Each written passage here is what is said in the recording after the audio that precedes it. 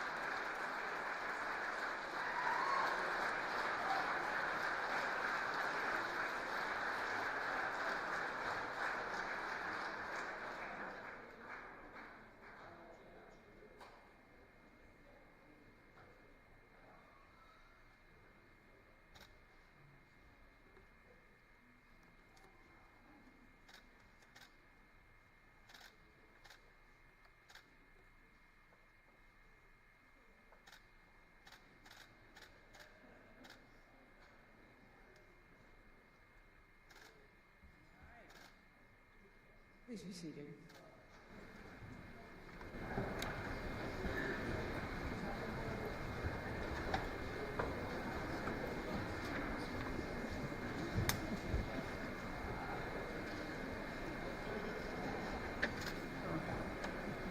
Mr. Speaker, Mr. President, Madam Chief Justice, and the entire Kansas Supreme Court, members of my cabinet, leaders of Kansas tribes, all the constitutional officers and the legislative assembly, it is an honor to speak with you tonight, and I do want to thank you for a very warm welcome. It's also my honor to welcome Lieutenant Governor David Tobin and his family in the gallery, his wife Beth, and their children Caroline and Willie. Along with my family members, especially my granddaughter Lori, who are joining us tonight via live stream. For much of my time in office, we've been focused on righting the wrongs of the past, getting our state back on the road to prosperity. And that's exactly what we've accomplished together. We funded our public schools 6 years in a row.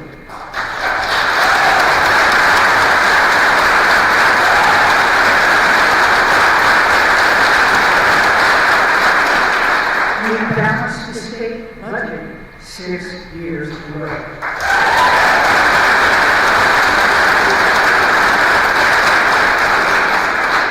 We closed the bank of KDOT, and we're investing in our roads and our bridges and broadband.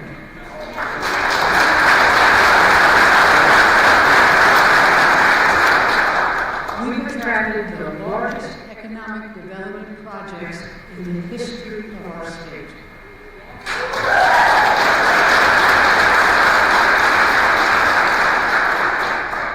We paid down our debt, and we've seen our state's financial needs be upgraded 3 times.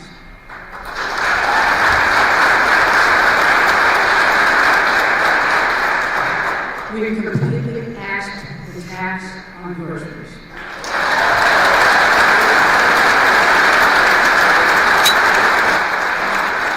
As of 2 weeks ago, no Kansan is paying state sales tax on groceries. As you all know, it took a while, but we got it done.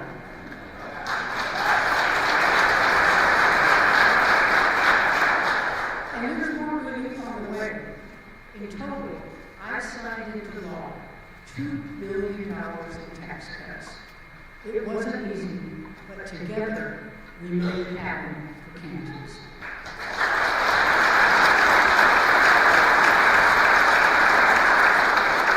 This April, seniors won't pay any state income tax on their Social Security.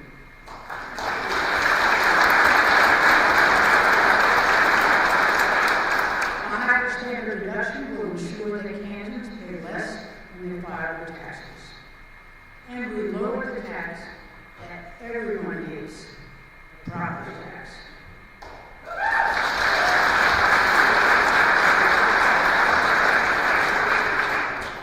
You know, in an era that might be defined for its divisiveness on the national level, we've shown that here in Kansas, we can still find common ground and get things done.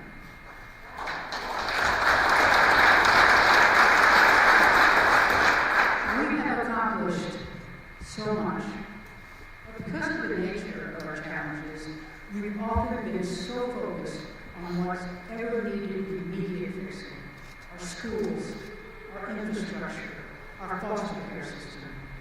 We haven't always spent as much time talking about what lies ahead for Kansas, not just next year or the year after, but in the decades ahead. The Kansas we will leave for our children and our grandchildren.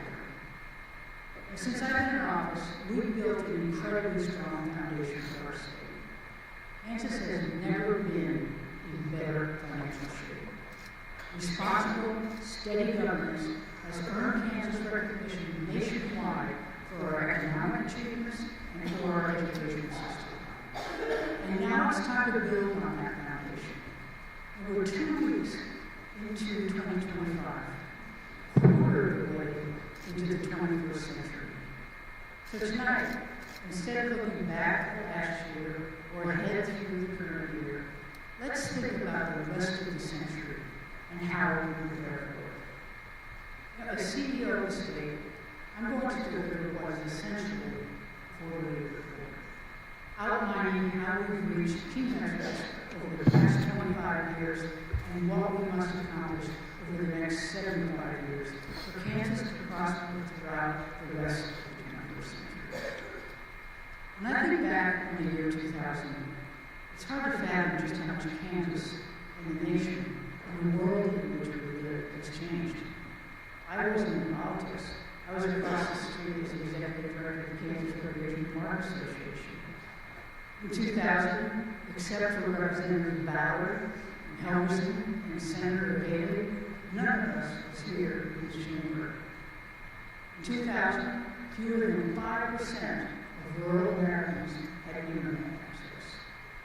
A gallon of gas cost $1.50, and the average price of a dozen eggs was 99 cents. There were no smartphones. Social media was still in its infancy. People actually talked to one another at dinner table. Our world has changed in colossal ways, probably more than in any other 25-year period. Everything moves so quickly now, maybe a little too quickly. And when I talk to Kansans, I hear two things that can be true at once. First, Kansans are excited about the future. They really are. They see the new educational opportunities and the new innovative companies setting up shop here in Kansas. And they can see bright futures for themselves and for their children. But I can also hear from voices that they're worried. Worried that the traditions that we live with, the way of life we cherish so much, could be slipping away. I think we can all relate to that. Nobody really wants a world where we speak where computers and AI bots and we do our neighbors. Nobody wants a world where it seems like we're always at each other's throats. And as I think about our state's future, I keep coming back to the same thought. How do we embrace change? How do we embrace opportunity? How do we embrace innovation? Do it in the Kansas way. Where we remain true to our Kansas core values. A place where the good life means getting a great education, working hard, and doing right by our children, our grandchildren, and our neighbors. And where our common decency always rises above our differences. As the leaders of our state, we have a responsibility to set this tone, to show Kansans that we too have our eye on the future. We intend to embrace it in the Kansas way, starting right now. First, let's talk about our very youngest Kansas. Children born today will live to see the 2070s. How we invest in our children now will determine our state's trajectory for the rest of the century. Research is clear that a child's experiences from birth to age 5 determine the trajectory of his or her entire life, from social and emotional development, academic success, and to career success. We've done a lot on this front over the past few years. We've aggressively tackled the child care crisis, recognizing that shortages across the state and skyrocketing costs have handicapped our workforce, our businesses, and hurt our children during their most formative years. Because of our investments and our work to lift our child care providers, today more parents can access affordable, quality, early childhood education and care than ever before.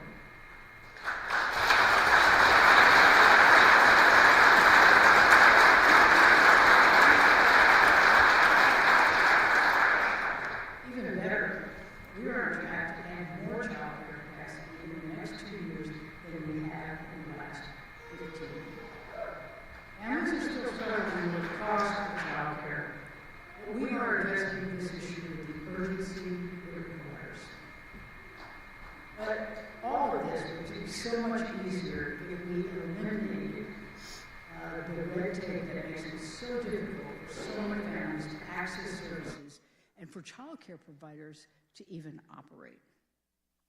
Right now, early childhood services are siloed in 4 different state agencies. If a family is searching for care for a newborn, that family must navigate among 3 different agencies to figure out which program is the right fit. If a child care center wants to get off the ground, it must work with one state agency to get licensed, another to receive financial aid and workforce support, and a third to get assistance with startup costs. A system overloaded with bureaucracy might be manageable for some parents and for some providers, but it is a nightmare for most families who don't have the time or the resources to plow through the maze of unnecessary paperwork, and they shouldn't have to. Thankfully, there's a solution readily available. Let's put the functions of these agencies under one roof, the Office of Early Childhood. Let's offer a one-stop shop for young families, for child care providers, and for businesses to access early childhood services. Let's do what Missouri, North Dakota, and Arkansas have already done. You know, in Kansas, this concept already enjoys bipartisan support. Over 700 child care providers, business leaders, and families have spoken out in favor of the one-stop shop idea. Last session, it passed the House with 110 votes. Eliminating unnecessary government bureaucracy, cutting red tape, and making it easier for parents and businesses to support our kids isn't a Democratic or Republican idea. It's a common sense idea we all can get behind. So let's get this done.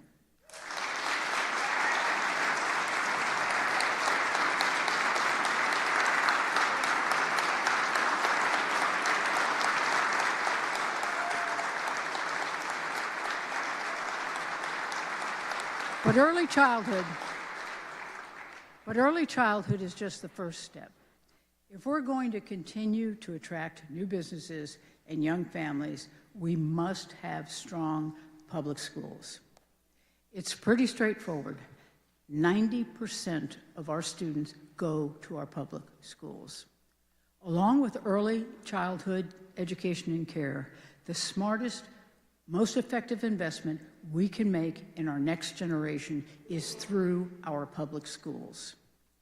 But even beyond the economic gains, when we talk about protecting the Kansas way of life, our public schools are the heart and soul of so many of our communities. It's where we come together, particularly in our rural areas, for Friday night football and for school plays, for carnivals and bake sales. It's where we gather to build strong communities. So for the future we aspire to create and the values we aspire to maintain, we must continue to make our public schools our top priority. That's why my budget proposal this year will again, for the 7th consecutive year, fully fund our public schools.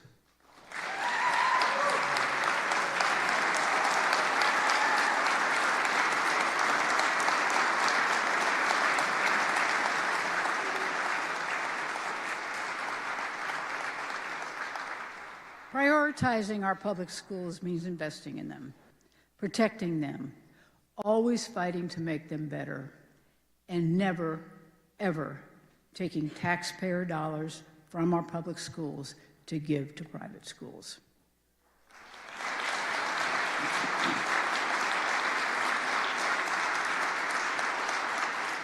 Doing so weakens our public school system, particularly in our rural communities. And as a state, we just can't afford to do that. So simply put, I will continue to reject any attempt, no matter what it looks like, to reroute public taxpayer dollars to private schools.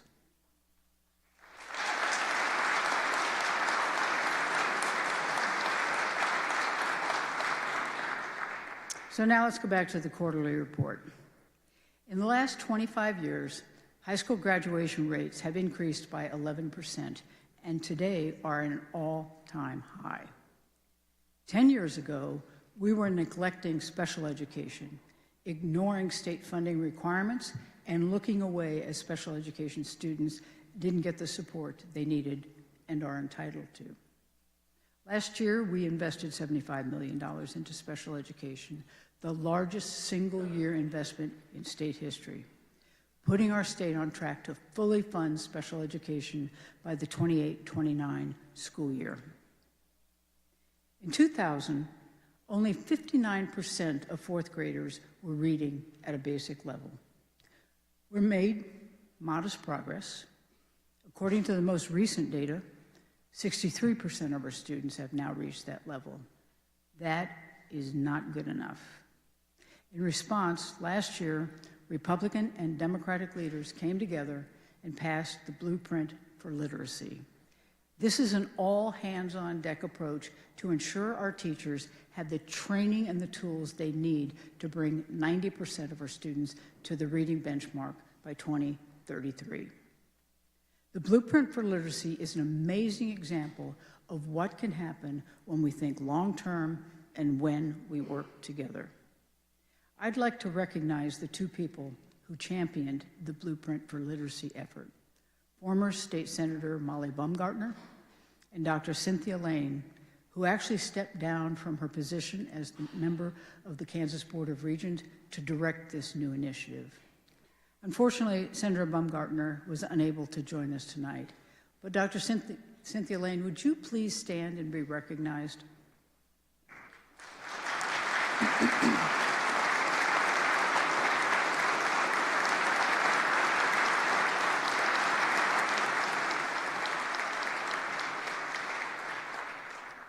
You have a big job ahead of you, and a lot of people are watching. But because we've come together, because we've funded our public schools, we've gotten ourselves back on track, finally ending decades of litigation and judicial oversight.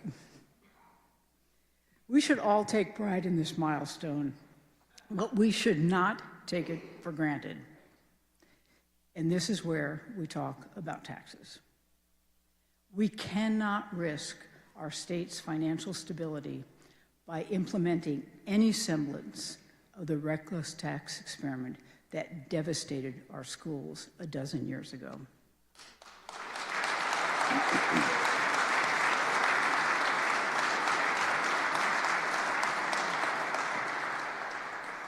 As Kansans know, I'm all for tax cuts. To date, I've already signed over $2 billion in tax cuts. But going forward, I will not support any proposal that robs our schools of the funds they need to teach our children.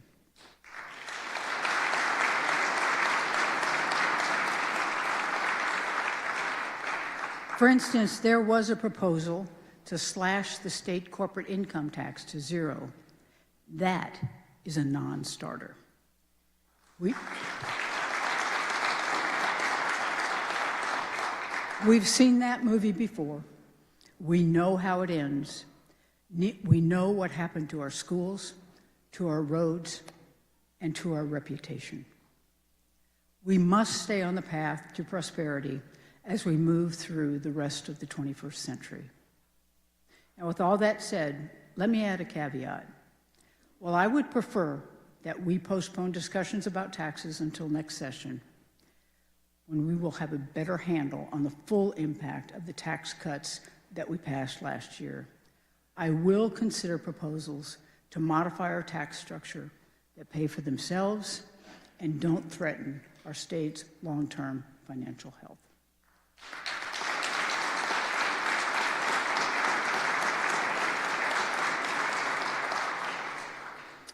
Speaking about long-term health issues, and no, I'm not going to talk about Medicaid expansion, not right now anyway. Instead, I want to talk about childhood hunger. Roughly 49% of Kansas kids live in low-income households. We know these kids can't afford to pay for school lunches. That's why my budget this year will provide free school lunches to over 35,000 Kansas students, many of them in our rural areas.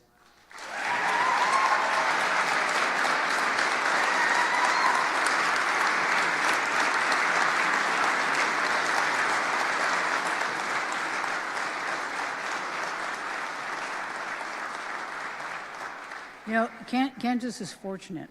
When it comes to eliminating childhood hunger, we have advocates all over the state doing all they can to ensure our kids don't go to bed hungry and that they don't go to school hungry. And let me introduce you to one of them. Connie Votes is the Director of Nutrition Services for USD 480 in Liberal. She is also the president of the Kansas School Nutrition Association. She knows firsthand how difficult it is for children to learn or even to behave when they're hungry. Connie also knows many hardworking families and how they struggle to put food on the table.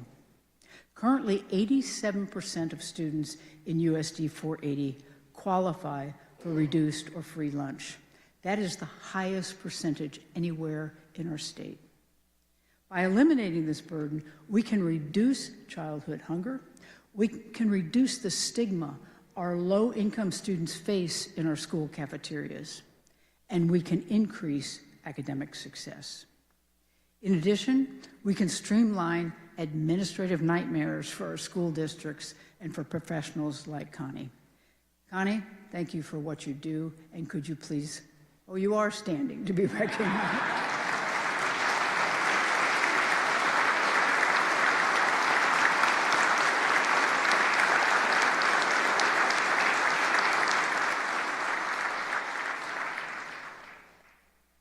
Let's do this for our children. Work with me to pass this budget and make sure that no Kansas child goes hungry. You know, when I imagine the end of this century and the state our youngest Kansans will inherit, I see so many good things on the horizon. But there's one thing that is seriously concerning, and that's our dwindling water supply.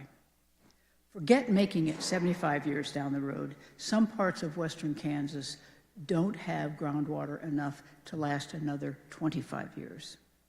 And without that water, the agricultural industry that fuels our economy and sustains our rural way of life cannot survive. And no one knows that better than Joe Ferguson. Joe is a soldier in the Kansas Army National Guard and a senior studying sustainable agriculture at Fort Hays State University. After Joe graduates, he will return to Kensington, Kansas, as the fourth generation in his family to work their wheat, corn, and hay fields. Even though he's only 23, Joe is already thinking about succession plans for his farm. What will he leave for that next generation? Will there be anything left for the next generation? Joe's generation of family farmers are depending upon our generation of state leaders to secure that water supply. Farmers like Joe are the backbone of our state, and the tradition of family farming is core to who we are. We owe it to Joe and other young farmers across the state and those who come after to act now before it's too late. Joe, will you please stand and be recognized?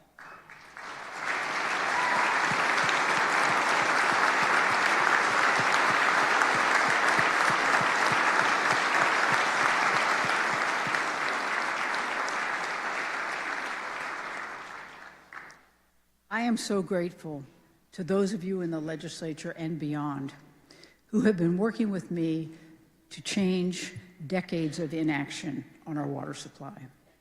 The Kansas Water Authority has gone all over the state, listening to farmers, crop insurers, feedlot owners, and bankers, over 1,500 stakeholders.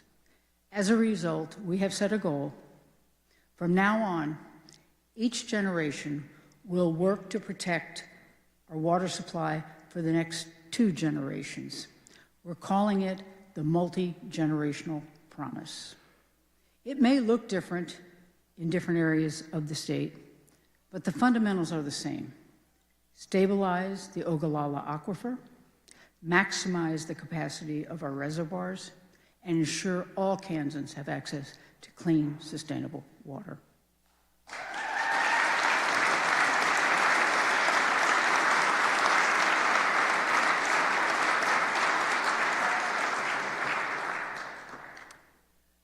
Requires us to attack this issue on 2 fronts. First, we have to develop a better water management system. Right now, water faces many of the same issues I described with early childhood. It's managed by 14 different agencies, making it difficult, if not impossible, to align efforts around policy, planning, and investment. If this is going to work, that's got to change. So let's create an Office of Natural Resources. Let's streamline our systems to make our work so much more effective and so much more efficient. Second, to deliver on that multi-generational promise, we need to invest more resources. Last year, the legislature came together and provided $35 million additional dollars every year for the next 5 years. In my budget tomorrow, I will propose another $30 million above what the legislature added, bringing our overall water investment dollars to $90 million every single year.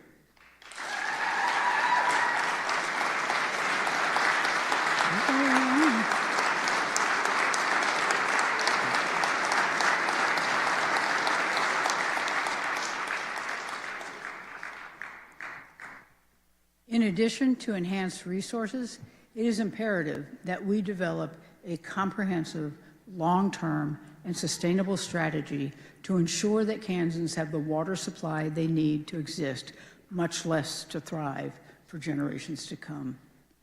You know, over 3.5 decades ago, the Kansas legislature understood that to create a transportation system that would effectively serve our citizens, support commerce, and ensure public safety, we needed to have a strategic plan that included a dedicated funding source. And thus, the legislature created the first of now 4 comprehensive transportation plans. That innovative, visionary thinking is exactly what Kansas needs now to ensure that people like Joe, his children, his grandchildren, have the water needed to farm the land, preserve their communities, and their way of life. No doubt, this is a tough task, perhaps even more challenging than the one faced by the legislative task force that overhauled our transportation plan in 2018. But it is one to which my office and so many of you are deeply committed. We have already invested substantial resources in time, money, and political capital. We stand ready to support the legislature's efforts in any way we can to solve our state's most pressing problem.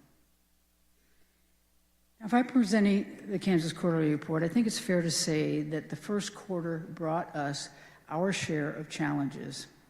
In the last 25 years, Kansas has endured 2 historic recessions, a devastating tax experiment, a once-in-a-century pandemic, and then global inflation. At times, we were dangerously close to collapse. Given all that, it's amazing how we brought our state back from the brink. Since I've come into office, we have brought in over $20 billion in new business investment to every corner of the state, created and retained more than 70,000 jobs, created the largest budget surplus and the largest rainy day fund Kansas has ever seen, and did it all while cutting taxes for our veterans, for seniors, for homeowners, for businesses, and for our farmers and ranchers. Long gone are the days of Kansas making the headlines for failure and mismanagement. Now we're attracting companies bringing in $4 billion and 4,000 jobs to DeSoto, nearly $2 billion and 2,000 jobs to Wichita, and over $1 billion and 1,000 jobs to Dodge City. We're winning award after award for economic development. Just stop by David Toland's office. There's barely space for all the trophies. Now, along these lines, I would like to introduce you to the Seagraves family.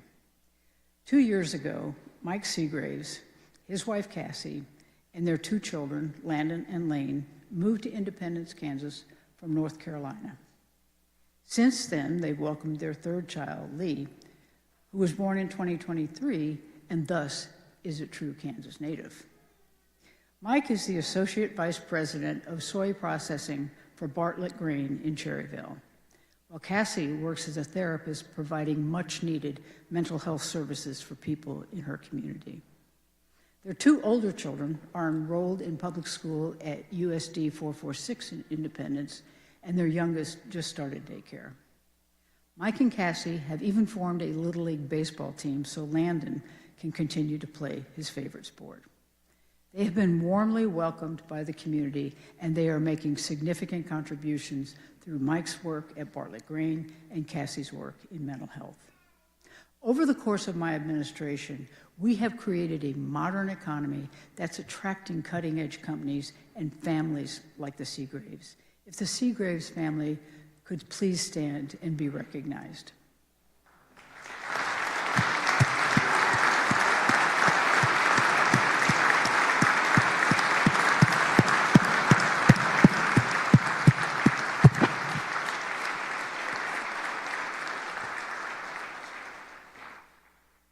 You know, when you're able to recruit from Tar Heel and Blue Devil country to Jayhawk and Wildcat country, I can't tell you how satisfying that is.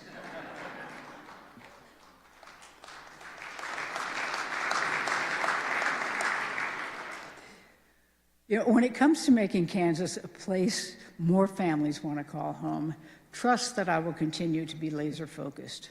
We must keep supporting our homegrown businesses while working toward around the clock to bring new innovative companies to Kansas.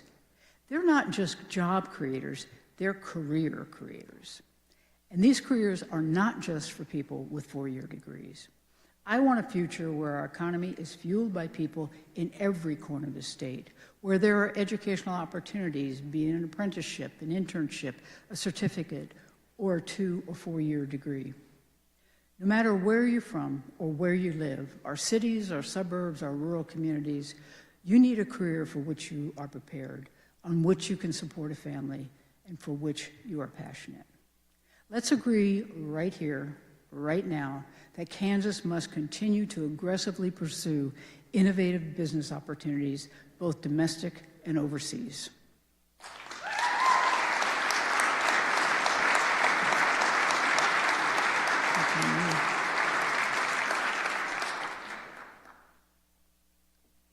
Speaking of opportunities, here's another idea. Here it comes, Medicaid expansion.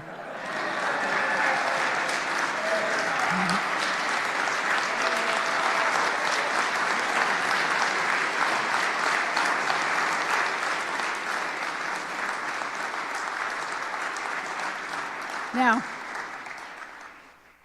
I proposed this the last 6 years, and I am proposing it again this year. Let's be honest. The only reason we haven't expanded Medicaid is partisan politics. Over the past 6 years, all the horror myths around Medicaid expansion have been debunked, and all of our states surrounding us have expanded. The one myth that continues to linger here in Kansas is that expansion is too expensive. That is patently false. In fact, it actually costs us money not to expand Medicaid. In 2022,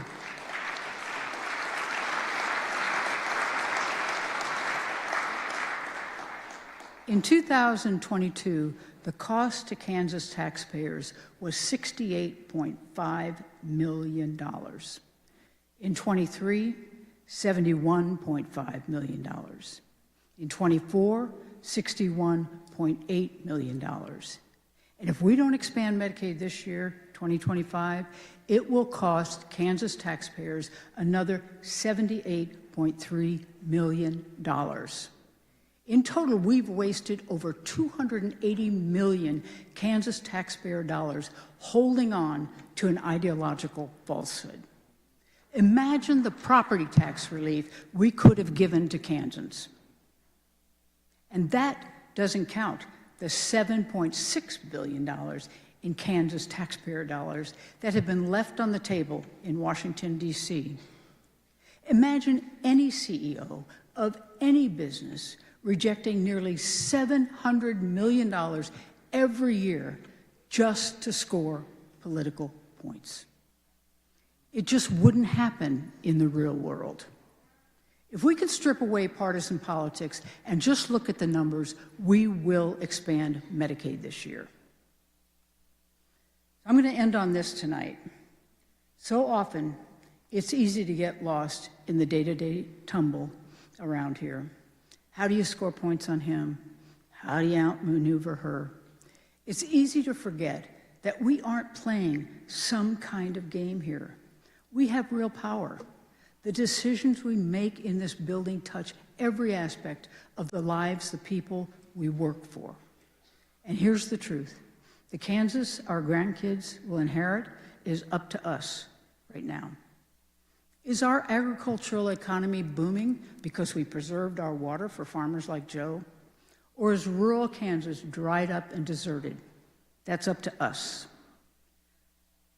Are we turning out the best and brightest workers because we've made it a priority to ensure Kansas has superior public schools?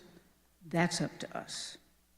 Is Kansas going to be an economic powerhouse in the center of our country, where young families like the Seagraves move to build a life?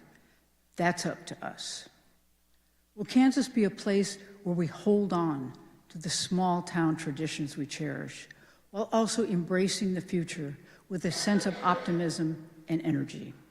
That's up to us. And it only happens if we put partisanship aside and put Kansas and Kansans first.